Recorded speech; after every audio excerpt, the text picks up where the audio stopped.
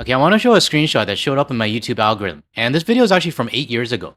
Let me read out the caption. The Ambassador Bridge will come down once the new bridge is finished. Well, that was 8 years ago, and the new bridge is finished now. It's ready to open up, and it was supposed to open up last Friday. But we know the Ambassador Bridge and its billionaire owner, and this other guy, Coward Nutlick, are doing their best to keep it closed. I mean, who would have thought that opening a bridge would cause so much controversy? And even drivers want the bridge to open. This truck driver here says he's tired of waiting hours just to cross the Ambassador Bridge.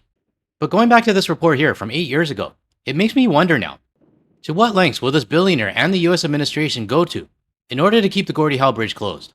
So we're going to get into all of this in this video, and I'm going to start off with a report from the United States, I think it's from Detroit, and their take on the Gordie Howe Bridge situation. And after breaking ground in 2018, the Gordie Howe Bridge is now standing tall and awaiting its first travelers.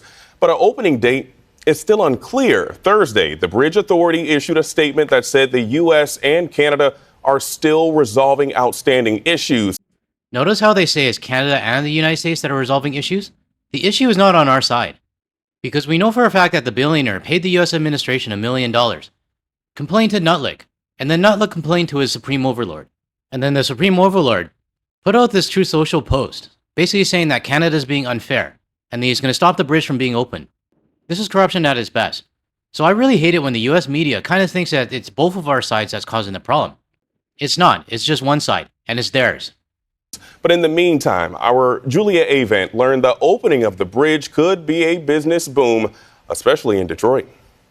It's more than just a bridge. Economists tell me the Gordie Howe Bridge is the single largest point of trade in the U.S., yet no one knows when it'll be open for business. They're using the symbolism of the opening of this bridge as a mechanism for leveraging trade negotiations with Canada. Because when this bridge opens, Associate Professor of Economics at Wayne State University, Shushan Donagulian, says it will generate a higher volume of trade. With the Ambassador Bridge and the tunnel being the current passageway, the economist tells me this will alleviate the backups businesses have been seeing and try to avoid while appeasing the many employees who travel back and forth for work.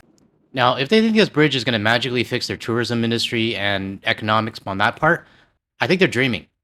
But it should help to alleviate commercial traffic and help the commercial trucks go in and out faster. But my guess, Detroit is probably thinking that this new bridge is going to magically fix all their economic issues right now.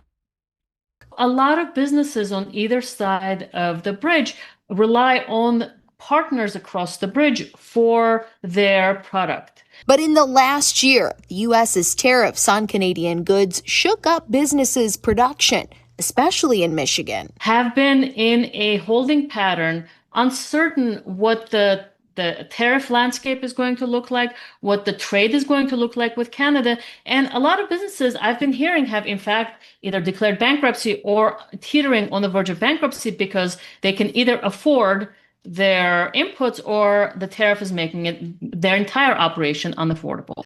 For the businesses north of the border, yeah, it sucks for us because we didn't ask for this. We didn't get a vote. But for the business south of the border that may be suffering or closing down, I have no sympathy for you. Yeah, it might sound cruel, but again, the US administration that's stopping this, that's your government. Let me know in the comments below if you agree with me on this or not.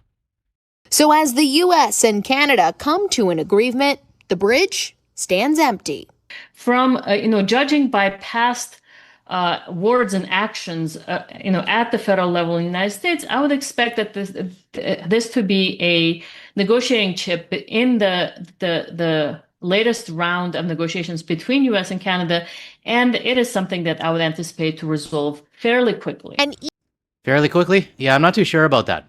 Because your government is full of people who take bribes from billionaires. And have you noticed this entire report hasn't mentioned a single thing about the Ambassador Bridge or its billionaire owner? Even on a Sunday, crews are working on the bridge right now. I even spoke to a guy who's doing security around the Gordie Howe Bridge. He tells me they haven't been briefed on anything, but that this bridge is ready for traffic flow from Canada to Detroit. This is not new news. It's been ready for months, and we were ready to open up last Friday. But it's your government that's holding it up. You know, part of the basis of my channel is really calling out the US media. I mean, this is a prime example here. Trying to gaslight us to think that it's Canada and the United States still in negotiations, and that's the reason why it's not open. Well, don't put the blame on us. I really can't stand that. But then again, I gotta think, who's the audience for this, what is this, Detroit news? It's basically gonna be everyone on the other side of the river. Now they're gonna think, oh, well, Canada's holding it up. Well, there's two sides of the story. And the actual truth, if anybody from Detroit is watching my video, it's your government that's holding us up. Now, let's hear a report from north of the border. Albeit it is CTV, but it is better than the last one I just showed. And I'll get to the report that happened 8 years ago later. On the ground in Windsor, there is a reality that is hard to ignore. Roaring traffic rolling off the busy but aging Ambassador. I was really looking forward to not having to fight the truck traffic every time I have to come down here. While just down the Detroit River, nothing. The $6.4 billion Gordie Howe Bridge sits empty, new border crossing facilities without lineups. Friday was supposed to be ribbon cutting day here. Now, if it was Canada holding it up, would we have a ribbon cutting day on our side? Probably not. And the excuse that the United States used to stop this ribbon cutting, I think it was technical issues or something like that. So for anyone from Detroit that might be happening to watch my video, this is the truth that your media is not telling you. Really disappointed, really disappointed. We took the pulse of people crossing the Ambassador. I think we're caught in the middle. I travel here all the time between the two countries, and the truckers are even frustrated. Minimum 1 hour waiting though. It was like very busy and like still it's like very busy these days. Frustrated Windsorites, and it's clear who they blame. Trump gets in the way of everything. Honestly, if people just put their egos aside and do what's right for the people, we'd be a lot easier. Well, it definitely would. But we're living in a time right now where the Tangerine Tyrant and his whole administration are open to taking bribes from billionaires. So yeah, I don't think this bridge is going to be open anytime soon. I mean, maybe after Kuzma negotiations are done, but even then, who knows? While nearly 400 kilometers away, that same sentiment rings true. From what I understand, the project could have been opened at least 100 days ago, and it's all a bunch of political BS. Stephen Cohen is the CEO of Salit Steel, a cross-border company that provided rebar for the bridge, materials from plants both in Canada and the U.S. You got to shake your head and really try to understand why they're not opening it, and it's certainly not based on logic. A bridge, he hoped, could serve as a positive symbol, has instead become a roadblock. On Friday, Prime Minister Mark Carney insisted once again the delayed opening came at the request of the Trump administration, but he would not speak publicly about what specific issues still need to be worked out. So again, for the viewers from the US, the holdup is not on the Canada side, it's with your own government. But it's funny, they mentioned that it should be a symbol of positivity between our two countries. But in reality, it's a symbol of the corruption and everything wrong with the current United States government. Now this next one is interesting. It showed up on my YouTube feed like 8 years later. And what caught my attention was what the video was titled, Ambassador Bridge to come down once the new bridge is finished. Now I know a lot can change in 8 years, and I'm pretty sure everything in this report is going to be invalid. But it's very interesting that 8 years ago they had this discussion of taking down the Ambassador Bridge. Let's take a look. Number 8, the final permits were approved for a new privately funded bridge between Windsor and Detroit. 7 Action News reporter Brianne Palmerini live tonight to tell us about the conditions, one which may come as a surprise. Brianne?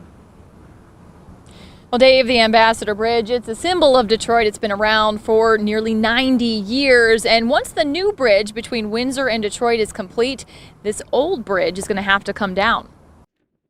Now, I'm not from the area, but I mean, 8 years ago, I don't think anybody had problems with the Ambassador Bridge. I could be wrong. But ask Canadians now about the Ambassador Bridge, and they'll say to hell with the bridge. But this report, back like 8 years ago, it talks about Matthew Maroon getting his own permit to rebuild the bridge. Not the Gordie Howe Bridge, but his own bridge, which we don't hear very much about today. As soon as you come over the crest, you see the bridge and the whole downtown, and it's just, you know you're in Detroit. The view of the Ambassador Bridge as it stands now is going to change a lot in the coming years. Matthew Maroon has been pushing for construction on a new bridge with more lanes, and tonight he said, quote, "We know there are those who never thought our permit would be approved. Hopefully now we can all come together and take pride in watching a new bridge rise across the shared border between our great nations." Well, we do have a new bridge. It's called the Gordie Howe Bridge, and it's not his.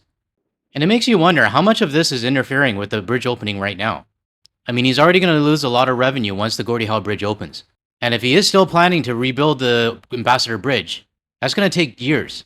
Now, I don't know the backstory on this. I mean, it just popped up on my YouTube feed. I mean, who knows? Maybe he dropped the new bridge idea and decided to keep the Ambassador Bridge because he knows it's going to cost too much to build, and people are going to use the Gordie Howe Bridge.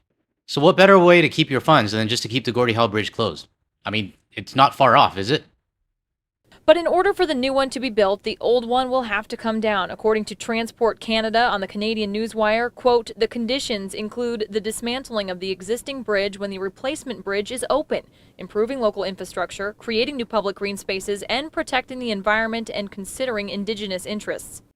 My guess? I don't think Matthew was too happy about this requirement from Canada. And with the Gordie Howe Bridge in planning, 8 years ago, I'm pretty sure he saw the writing on the wall, which leads us to where we are today. But the news of the Ambassador Bridge's removal is being met with mixed emotions. I thought it was going to be a bridge for the trucks and a bridge for the vehicles.